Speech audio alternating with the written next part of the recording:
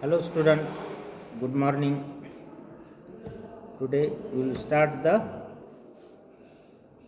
new topic, that is mode of infections and transmission. Mode of infection and transmission to the host. Mode of infection and transmission. The portals of entry and means of transmission of parasites are of the most vital importance, are spread by direct or indirect contacts with the infected parts. Example, the spirochetes of syphilis and yachts, the mouth amoebas, each mites and of force free moving ectoparasites. The parasites of the digestive system gain entrance in one of two ways. They may bore directly through the skin as larvae, example, hookworm. More commonly, they enter the mouth as cyst or eggs. Example,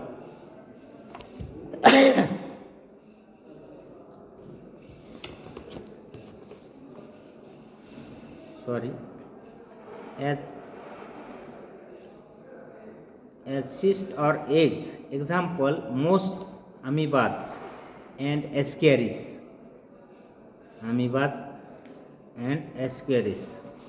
As larvae, example, tapeworms, or as adults, tapeworms or adult tapeworms. Example, leeches. Access to the mouth is gained. Mouth in gained means through mouth enters in the body of host in many different ways, but chiefly by species, contamination water or food, especially vegetables, fingers, flies, or flesh of an intermediate host. The parasites of the blood and tissues usually rely on biting arthropods, insects, ticks, and mites to transmit them from host to host. But schistosomes burrow through the skin and guinea worms enters by the mouth. Guinea worms enters by the mouth. Effects of parasites on their host. Effects of parasites on their host. Because parasites, that is two types of parasites. One is pathogenic and other one is non-pathogenic. Pathogenic causing different types of diseases. Non-pathogenic not causing any diseases and not harmful to their host. That is the difference between the pathogenic and non-pathogenic parasites. Effects of parasites on their host. Since true parasites being about some change within their host that may be interpreted as affecting the host welfare, it is necessary to give some consideration to the types and degrees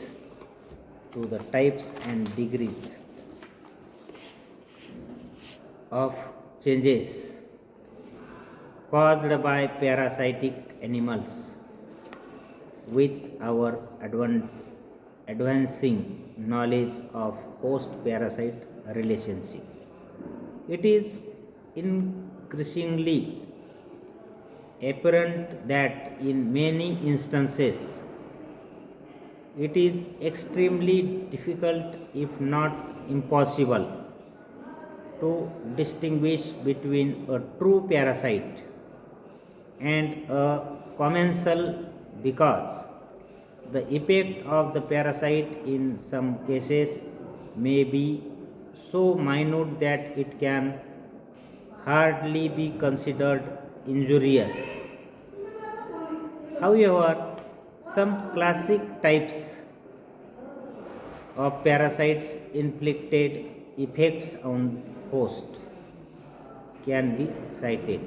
In classifying the various types of effects, one should remember that in a number of cases multiple effects may be present, and it is often not possible to state that a given parasite causes only one specific type of effects.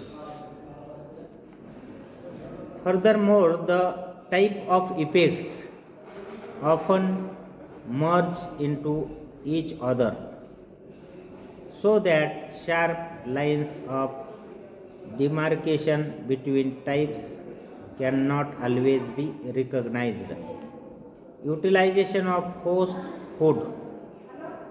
Utilization of host food means parasite live in the body of host, that is the endoparasites, and endo or ecto also, and to ingest the food from their host.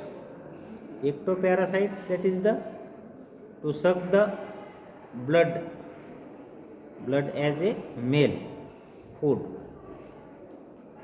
Utilization of host nutrients to a detrimental point by parasites is probably the first type of damage that comes to one's mind. Although in the past some biologists have doubted the importance of parasites in this regard, since the amount of food a microscopic parasite can utilize seems negligible. More recent physiological studies of nutritional requirements of parasite, especially endoparasitic forms, have indicated that depletion of host nutrients by parasites may have serious consequences. Dibothriocephalus, this is the cystod parasite, Dibothriocephalus latus, in man has been known to cause an anemia similar to pernicious anemia, because of the affinity this tapeworm has for vitamins B12. These tapeworms can absorb the 10 to 50 times as much B12 as other tapeworms. Since B12 plays an important role in blood formation, its uptake by Dibothriocephalus latus causes anemia. Studies of cystod nutritional requirements show that tapeworms absorb not only simple sugars from their host but also nitrogen containing amino acids, some constituent of yeast in the host diet, and other nutrients essential presumably from secretion of the host. It is not only possible but probable in case of heavy infection that in appreciable amount of such materials is drained from the host, and in instances of undernourished host, poor sanitary conditions conducive to parasitic infections often go hand in hand with undernourishment. That this drainage has considerable effects.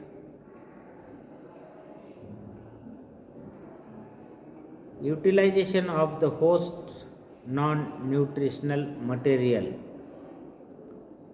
In some cases, parasites also feed on host substances other than nutrients.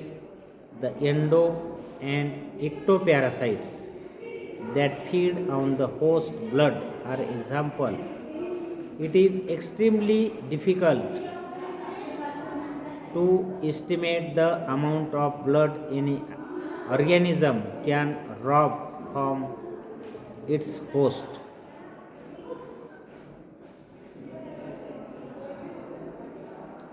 From the data presented, it should be obvious that the blood lost through parasitic infestation can become an appreciable amount over period of time.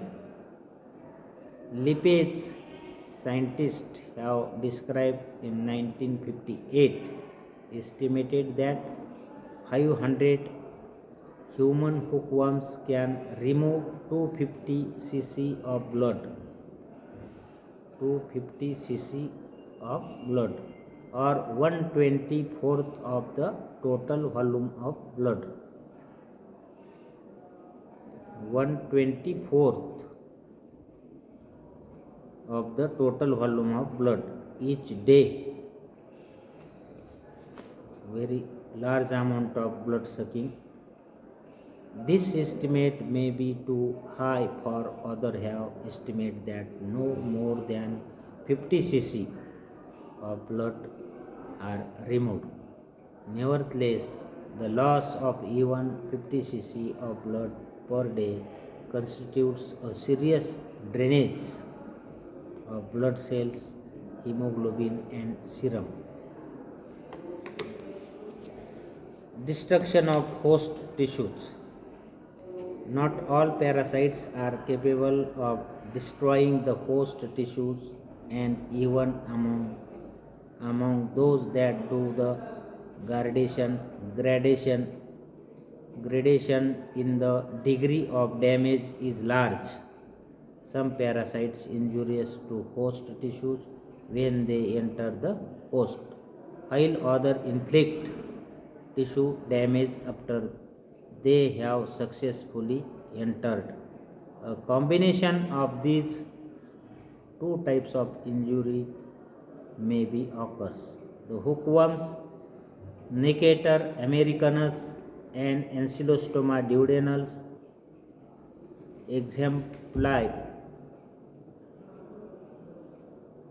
the first instance. For the infective larvae of these nematodes do extensive damage to cells and underlying connecting tissues during penetration of their host skin. The cercari of certain cystosomes that cause swimmer's itch while penetrating the host skin cause inflammation and damage of the surrounding tissues. Although cercari cause dermatitis is extremely irritating, fortunately, as the result of the host. Okay, thank you. Hello student, good morning. Today we will continue the new topic, that is the effects of the host on the parasites. Effects of the host on the parasites. The effects of the parasites on the host.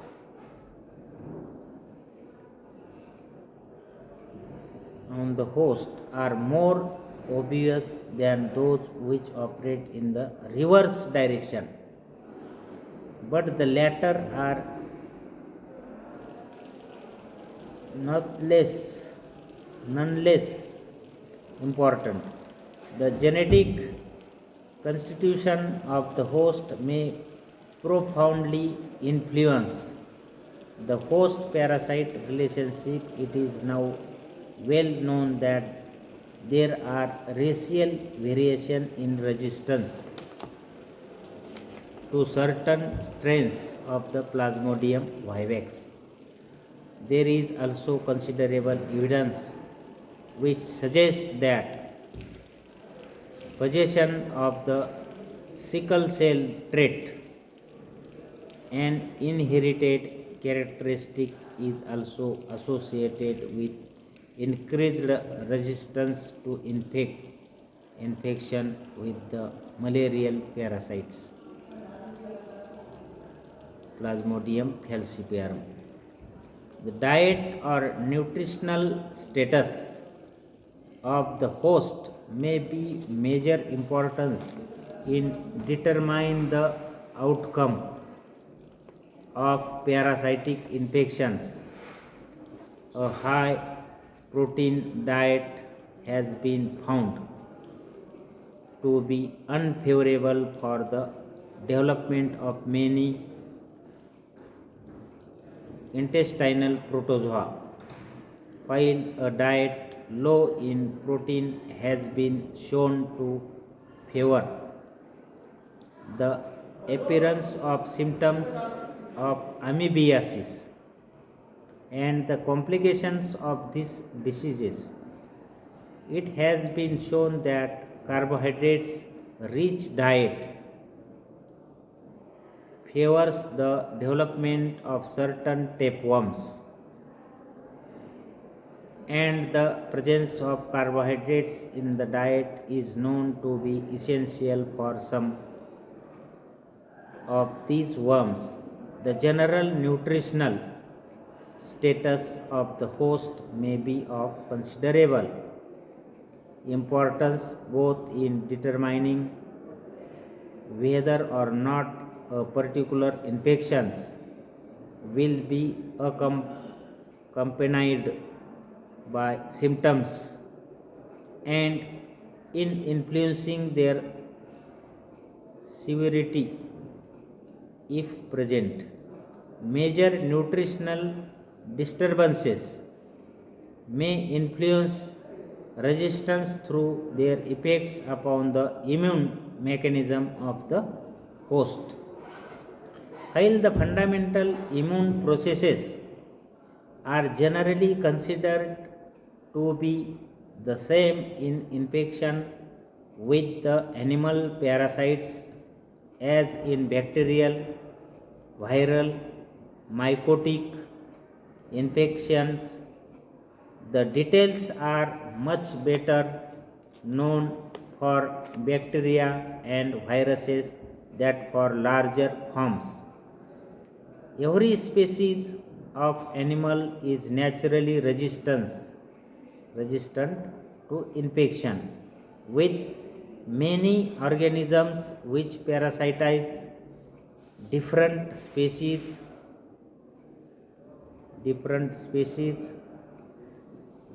as we have seen in the case of certain strains of malaria. Resistance may also be racial phenomenon. In some cases, it has been possible to adopt parasites to host which they normally infect poorly or not at all. This does not necessarily involve changes in the host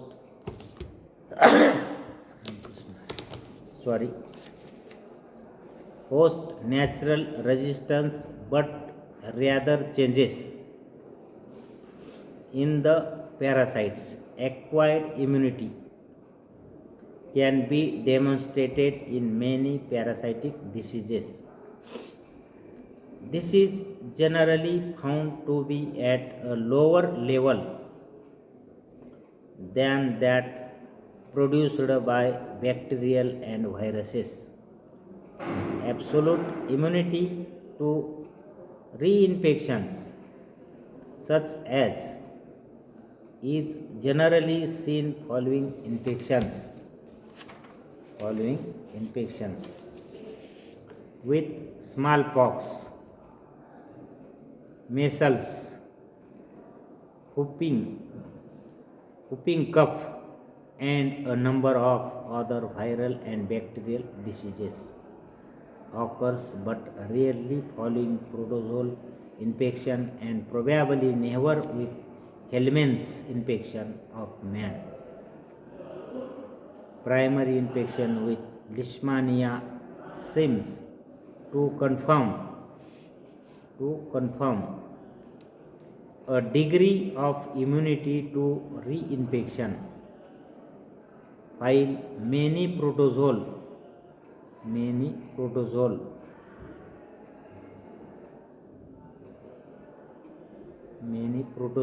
and helminth infection confer no long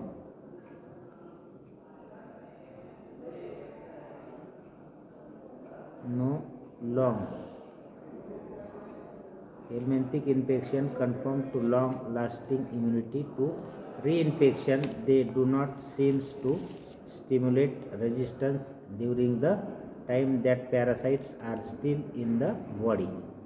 Okay, thank you.